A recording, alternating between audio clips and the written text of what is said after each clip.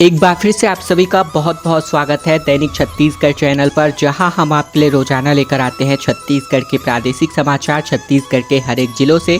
इसलिए इस चैनल को सब्सक्राइब जरूर कीजिएगा छत्तीसगढ़ की रोजाना महत्वपूर्ण खबरों को जानने के लिए। छत्तीसगढ़ में अब महंगी बिजली का झटका लग सकता है, जहां प्रति यूनिट 20 पैसे तक की वृद्धि का प्रस्ताव यहां पर बिजली विभाग ने दिया है। लोगों को एक बार फिर से महंगी बिजली का झटका लगने वाला है। बिजली कंपनी ने अपना घाटा कम करने के लिए बिजली बिल में प्रति यूनिट 20 पैसे की बढ़ोतरी का मसौदा तैयार किया है। छत्तीसगढ़ राज्य विद्युत वितरण विभाग घाटा कम करने के लिए जल्द ही अब एक नई दरें लागू कर सकती है। नया टैरिफ 1 जुलाई से लागू हो सकता है और इसके बाद विद्युत उपभोक्ताओं की जेब पर बोझ बढ़ने वाला है। हालांकि विद्युत विभाग के अधिकारियों का कहना है कि फिलहाल अधिकृत आदेश जारी नहीं किया गया है। विद्युत नियामक आयोग की जन सुनवाई के बाद ही नई दरें लागू की जा सकती है।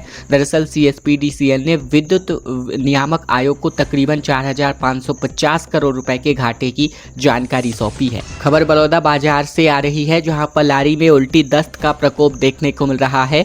2 दिन में तकरीबन 175 मरीज पाए गए हैं और 28 अस्पताल में भर्ती हैं। स्वास्थ्य विभाग ने अब डोर टू डोर सर्वे अभियान शुरू किया है। बता दें कि पलारी नगर में उल्टी और दस्त का प्रकोप लगातार तेजी से फैलता नजर आ रहा है, जहां पिछले 2 दिनों के दरमियान 175 मरीज सामने आ चुके हैं। इसके अलावा इनमें से 42 मरीजों को अस्पताल में भर्ती किया गया है। स्वास्थ्य में सुधार के बाद 15 मरीजों को छुट्टी भी दे दी गई है। सबसे ज्यादा प्रभावित महामाया चौक में विशेष शिविर लगाकर किया गया, जहां 2 दिनों में 133 उल्टी और दस्त के मरीज पहुंचे, जिन्हें प्राथमिक उपचार के बाद दवाई और इंजेक्शन देकर घर भेजा गया। सामुदायिक स्वास्थ्य केंद्र में 13 नए मरीज भर्ती हुए हैं। वर्तमान में 28 मरीज अस्पताल में भर्ती हैं, जबकि शिविर में दूसरे दिन 35 नए मरीज आ चुके हैं। जगदलपुर से पुरी के लिए गोंचा स्पेशल ट्रेन की शुरुआत की जा रही है। 5 से लेकर 7 जुलाई तक ये गाड़ी चलने वाली है। किरंदुल से विशाखापट्टनम पैसेंजर में भी अब एक्स्ट्रा कोचेस जोड़े गए हैं। छत्तीसगढ़ से जगदलपुर से उड़ीसा के जगन्नाथपुरी के लिए रेलवे गोंचा स्पेशल ट्रेन की शुरुआत कर रहा है। जुलाई के प्रथम सप्ताह 5 और 7 जुलाई के मध्य यह ट्रेन चलने वाली है। 5 जुलाई को जगदलपुर से ये ट्रेन निकलेगी और 7 जुलाई को यही ट्रेन पुरी से जगदलपुर वापस लौटने वाली है। रेलवे के अफसरों के मुताबिक 5 जुलाई को जगदलपुर रेलवे स्टेशन पर सुबह 9 बजे से ट्रेन पुरी के लिए रवाना होने वाली है। इसके अलावा बात करें तो 4:45 को यह जगदलपुर पहुंचने वाली है। ट्रेन में 4 स्लीपर कोच होंगे और इस ट्रेन में 2 general second class, 2 second class और दिव्यांगजनों के लिए कोचेस की सुविधा यहां पर दी गई है। जसपुर, बलरामपुर समेत कुल मिलाकर 33 जिलों में भारी बारिश को लेकर येलो अलर्ट जारी है। सरगुजा संभाग के जिले कस के भीगने वाले हैं। यहीं सुकमा, दंतेवाड़ा में बिजली गिर सकती है। एक्टिविटी में और तेजी यहां पर अब आने वाली है। छत्तीसगढ़ में मौसम विज्ञान विभाग ने सूरजपुर, बलरामपुर और जसपुर में बिजली गिरने और भारी बारिश को लेकर अलर्ट जारी किया है। 30 जिलों में बिजली गिरने को लेकर येलो अलर्ट है। सुकमा, दंतेवाड़ा, रायपुर और कबीरधाम, इन 4 जिलों में कुछ और बाकी बचे तकरीबन 29 जिलों के कई जगहों पर बारिश हो सकती है। वहीं बात करें तो शनिवार, रविवार को तकरीबन 58 से अधिक जिलों में बारिश की गई, 9 जिलों के 58 से अधिक जगहों पर। वहीं अगर रायपुर की बात करें तो यहाँ भी अच्छी बारिश देखने को मिली है। तकरीबन 25 मिलीमीटर पानी यहाँ भी बरसा है। बारिश की वजह से कई इलाकों में जलभराव हो गया। मौसम विज्ञान विभाग ने अनुमान जताया है कि बात करें तो आज से यानी 30 जून से एक बार फिर से मानसूनी एक्टिविटी तेज होने वाली है। वहीं तापमान की बात करें तो 31 डिग्री सेल्सियस के साथ बिलासपुर यहाँ सबसे गर्म स्थान रिकॉर्ड किया गया। 4800 स्टूडेंट्स यहाँ पर एक साथ कोचिंग कर सकते हैं। अरपा नदी किनारे 1000 बेड का हॉस्टल बनने जा रहा है। 50,000 छात्रों को इसका सीधा फायदा होगा। बिलासपुर में अब एजुकेशन सिटी डेवलप किया जाना है। बिलासपुर में स्मार्ट सिटी परियोजना के अंतर्गत 100 करोड़ रुपए की लागत से एजुकेशन सिटी परिसर का निर्माण किया जाएगा। शहर के बीच अरपा नदी के किनारे मधुबन के क्षेत्र में तकरीबन 13 एकड़ में इसको विकसित किया जाएगा। इस परिसर में coaching centre, hostel, library, auditorium जैसी तमाम सुविधाएं एक ही प्लेस पर उपलब्ध होने वाली है। बता दें, दावा किया जा रहा है कि ये मध्य भारत का सबसे बड़ा एजुकेशन हब होगा। इस योजना को लेकर मुख्यमंत्री ऑफिस से social media site x account पर जानकारी शेयर किया गया है, जिसके बाद नगर निगम ने अब जल्द ही काम शुरू होने का दावा किया है। योजना योजना को तैयार करने में बिलासपुर स्मार्ट सिटी की महत्वपूर्ण भूमिका रही है। इसे मूर्त रूप देने स्मार्ट सिटी और नगर निगम ने पूरी तैयारी कर ली है। कहा यह जा रहा है कि सीएम साइज का भूमि पूजन करने वाले हैं। 13 एकड़ क्षेत्र में फैली एक ऐसी जगह जो छात्रों और प्रतियोगी परीक्षा की तैयारी करने वाले युवाओं को समर्पित होने वाली है, जहां नालंदा परिसर, कोचिंग के लिए hall step, auditorium, hostel, garden, parking, cafeteria और खेल मैदान एक ही छत के नीचे हो सकता है। धर्मांतरण पर एक बार फिर से बवाल धमतरी में हो गया। चिली स्प्रे छिड़क करके सभा से भाग निकले लोग।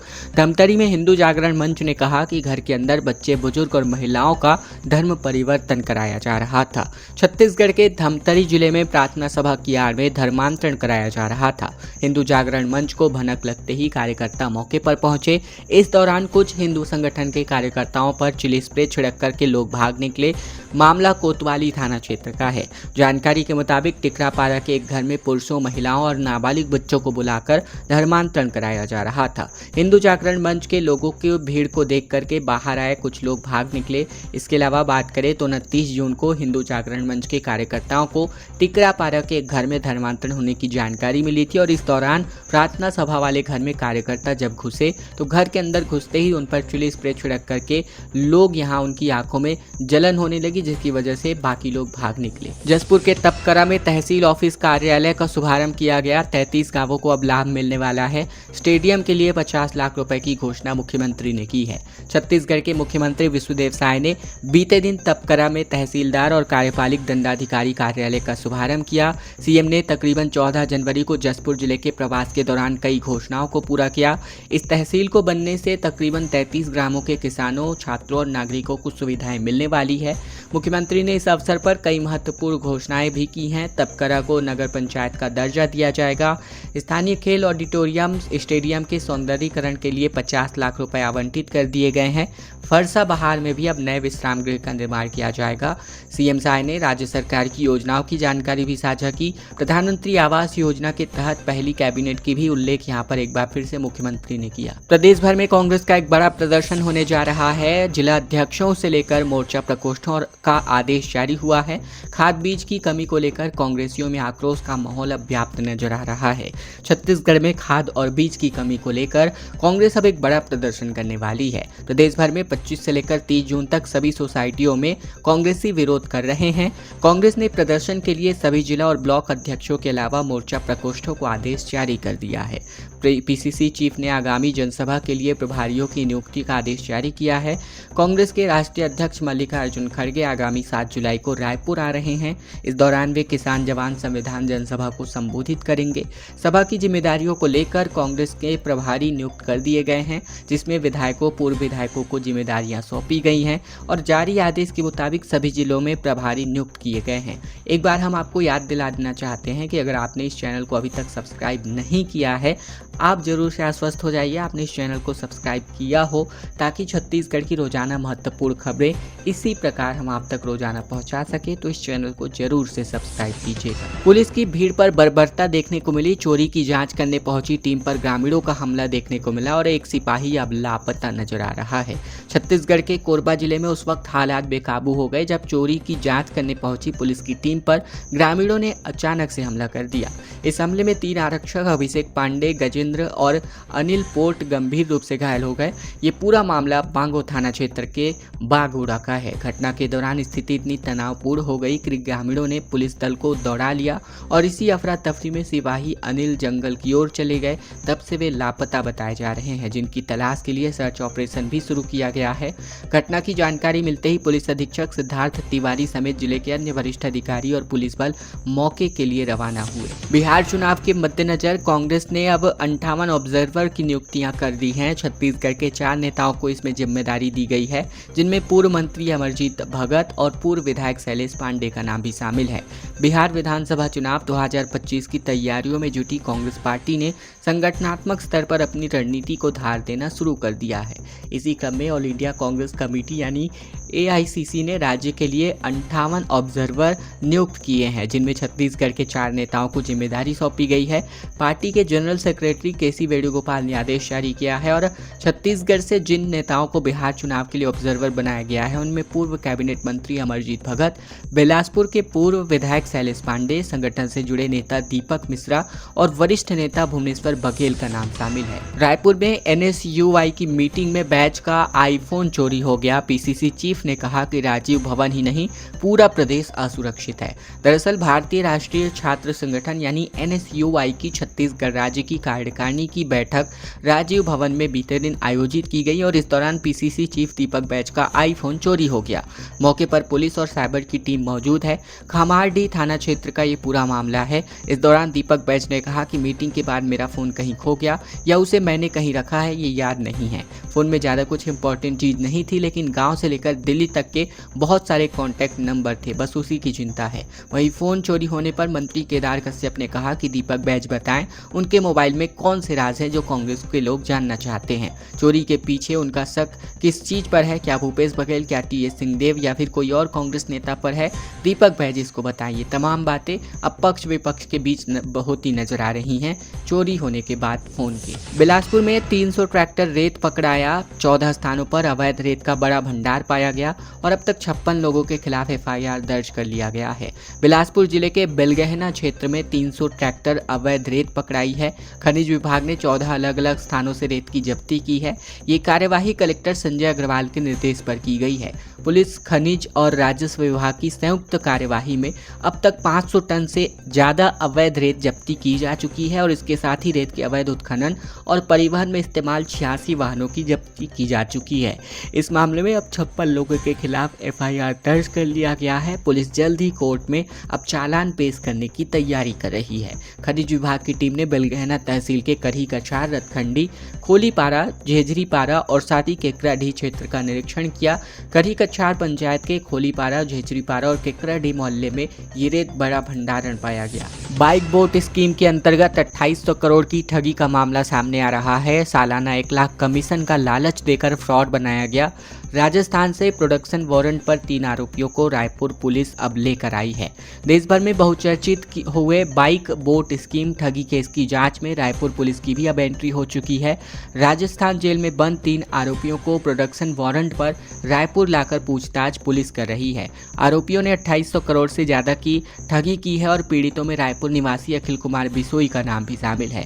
जानकारी के मुताबिक 2019 में अखिल कुमार बिसोई ने रायपुर के सिविल लाइन्स थाने में एक शिकायत दर्ज कराई थी। शिकायत में बताया गया था कि यह ठगी का शिकार हुआ है। वहीं उत्तर प्रदेश की कंपनी मेसर्स गर्वित इनोवेटिव प्रोमोटर्स लिमिटेड के डायरेक्टर संजय भाटी, सचिन भाटी और अन्य लोगों ने मिलकर के ये ठगी को अंजाम दिया है। बाइक बोट स्कीम के नाम पर 62,100 रुपये जमा कराया गया। हर महीने 9,765 रुपये रिटर्न देने का प्रलोभन दिया गया और बाद में जब रिटर्न आना बंद हुआ तो लोगों को ठगी का एहसास हुआ। इसी तरह तकरीबन 1,50,000 लोगों से, आप ध्यान से सुनिएगा, 1,50,000 लोगों से कई राज्यों में ठगी की गई, जिसमें ईडी के कई आरोपियों की संपत्ति को अटैच करने संबंधित अब मामले खुलासे हुए हैं। रायपुर में 77 पुलिस कर्मचारियों का ट्रांसफर हुआ है। 15 सब इंस्पेक्टर और 62 एएसआई की जिम्मेदारी में बड़ा बदलाव हुआ है।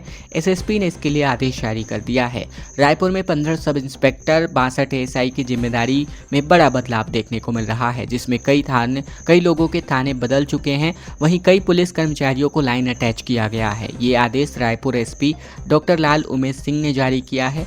वहीं बता दें कि तकरीबन यहाँ पर 62 लोगों के नाम यहाँ शामिल किए गए हैं और साथ ही साथ 15 सब इंस्पेक्टर, 62 एएसआई की जिम्मेदारियों में बदलाव हुआ है, जबकि कुल मिलाकर 77 पुलिस कर्मचारियों का स्थानांतरण आदेश जारी किया गया है एसएसपी कार्यालय से। भिलाई में संविधान बचाव सभा के दरमियान पूर्व सीएम का आरोप देखने को मिला। सरकार ने इसके संविधान की मूल आत्मा से छेड़छाड़ किया। पूर्व सीएम ने आरोप लगाया देश का संविधान खतरे में है। बता दें, छत्तीसगढ़ में कांग्रेस पार्टी ने भिलाई के सेक्टर 6 स्थित कला मंदिर में संविधान बचाव सभा का आयोजन किया। इस कार्यक्रम में मुख्य अतिथि अतिथि के रूप में पूर्व मुख्यमंत्री भूपेश बघेल शामिल हुए। ये मुख्य अतिथि पूर्व मुख्यमंत्री भूपेश बघेल के तौर पर उन्होंने कहा कि भाजपा की केंद्र सरकार लगातार संविधान की मूल आत्मा से छेड़छाड़ कर रही है और सरकारी एजेंसियों का दुरुपयोग हो रहा है। सभा में कांग्रेस ने आरोप लगाया कि बीजेपी सरकार लगातार संविधान की आत्मा से छेड़छाड़ कर रही है, साथ ही महंगाई, बेरोजगारी और सामाजिक असमानता को लेकर भी कोई ठोस कदम नहीं उठा रही है। कोरबा में टेंट हाउस कर्मचारी की लाश पाई गई। मोहल्ले से लगातार दुर्गंध आने की वजह से खुलासा हुआ था और एक हफ्ते से इनका लाश कमरे में बंद था। कोरबा के दुरपा रोड स्थित इंदिरा नगर जैत स्तंभ चौक के पास एक कमरे में शव पाया गया। बताया जा रहा है कि शव अजय राजपूत का है। 29 जून की सुबह पड़ोसियों को कमरे से गंध आने पर पुलिस को उसकी सूचना दी गई। पूरा मामला कोतवाली थाना क्षेत्र का है, जहां मृतक के बड़े भाई अक्षय राजपूत ने बताया कि वह एक हफ्ते पहले रायपुर गया था। उस समय घर पर बाहर से कुंडी लगी हुई थी। अजय टेंट हाउस में काम करता था। कुछ दिन पहले उसकी एक कर्मचारी के साथ मारपीट भी हुई थी। इस घटना की सूचना मिलते ही मृतक की मां और उसके भाई मौके पर पहुंचे। बता दें कि परिवार में 2 भाई और एक बहन है। बहन की शादी होकर रायपुर में रहती है। दोनों भाइयों की हरकतों से परेशान होकर मां भी बेटी के पास रहने लगी थी। स्थानीय लोगों के अनुसार दोनों भाई मजदूरी करके गुजारा करते थे और आर्थिक रूप से कमजोर थे और अब इस मामले ने एक बड़ा रुख पकड़ लिया है। महासमुंद में शिक्षकों का विरोध प्रदर्शन जारी है। कहा अधिकारी अब मनमानी कर रहे। 5 जुलाई को सीएम हाउस तक पदयात्रा की चेतावनी दी गई है। छत्तीसगढ़ के महासमुंद में शिक्षक फेडरेशन ने बीते दिन जिला शिक्षा अधिकारी कार्यालय के सामने 1 दिवसीय उपवास और धरना प्रदर्शन किया। इसके अलावा शिक्षकों का आरोप है कि अधिकारी युक्ति उपकरण में भेदभाव कर रहे हैं। प्रदर्शनकारी शिक्षक नारेबाजी करते हुए कलेक्ट्रेट पहुंचे। उन्होंने नायब तहसीलदार मोहित अमीला को राज्यपाल और मुख्यमंत्री के नाम ज्ञापन भी सौंपा। ब्लॉक अध्यक्ष बाबूलाल ध्रुव और अन्य पदाधिकारियों ने बताया कि पहले भी कलेक्टर को ज्ञापन सौंपा गया था, लेकिन इस पर अभी तक कोई कार्यवाही नहीं हुई। शिक्षकों ने चेतावनी दी है कि अगर दोषी अधिकारियों पर कार्यवाही नहीं होती है तो 5 जुलाई को लोहिया चौक से मुख्यमंत्री निवास तक पदयात्रा आयोजित की जाएगी। जसपुर के 50 स्कूलों को स्मार्ट किट यहां पर उपलब्ध किया गया। बता दें यहीं से पढ़ा सीएम ने ये बातें कही और कहा कि पहले छत से पानी टपकता था और अब आधुनिक सुविधाओं से ये स्कूल लैस हो चुका है। छत्तीसगढ़ के मुख्यमंत्री विष्णुदेव साय ने जसपुर जिले के कासा बेल विकासखंड स्थित बगिया हाई स्कूल में संपर्क स्मार्ट स्कूल और स्मार्ट ब्लॉक कार्यक्रम की शुरुआत की। इस मौके पर जिले के 50 प्राथमिक विद्यालयों को संपर्क फाउंडेशन की ओर से जोड़ा गया है। इसके अलावा बात करें तो लगातार इस प्रकार की जो अनूठी पहल है वो यहाँ पर छत्तीसगढ़ के तमाम स्कूलों में की जा रही है फाउंडेशन की मदद से। इसके अलावा ये किट अंग्रेजी और गणित को रोचक तरीके से पढ़ाने में मदद करती है। साथ ही बात करें तो प्राथमिक विद्यालयों को संपर्क फाउंडेशन की ओर से स्मार्ट किट और टीवी डिवाइसेस दिए गए हैं, जिसके माध्यम से किट के माध्यम से अंग्रेजी और गणित को रोचक तरीके से पढ़ाने में स्टूडेंट्स और शिक्षकों की मदद होती है। मुख्यमंत्री ने बताया कि बगिया उनका जन्म स्थान है और उन्होंने यही प्राथमिक शिक्षा ली थी। उन्होंने कहा कि 50 साल पहले यह स्कूल खपरेल का था। बारिश में छत से पानी टपकता था और पढ़ाई की जगह बदलनी पड़ती थी। आज वही स्कूल आधुनिक सुविधाओं से लैस हाई स्कूल बन चुका है। खबरों का सिलसिला बस यही तक का था। वीडियो को एक लाइक कर दीजिएगा। चैनल पर नए हैं, चैनल को सब्सक्राइब कर दीजिएगा। इसके अलावा इस वीडियो को अपने दोस्तों और रिश्तेदारों तक शेयर करना बिल्कुल मत भूलिएगा, ताकि उन तक भी यह महत्वपूर्ण जानकारी बिना किसी रुकावट पहुंचाई जा सके। इस चैनल को जरूर से सब्सक्राइब कीजिएगा। ये छोटा सा काम करना बिल्कुल मत भूलिएगा। अगले वीडियो में फिर आपसे होगी मुलाकात। तब तक के लिए धन्यवाद। जय जोहार और नमस्कार।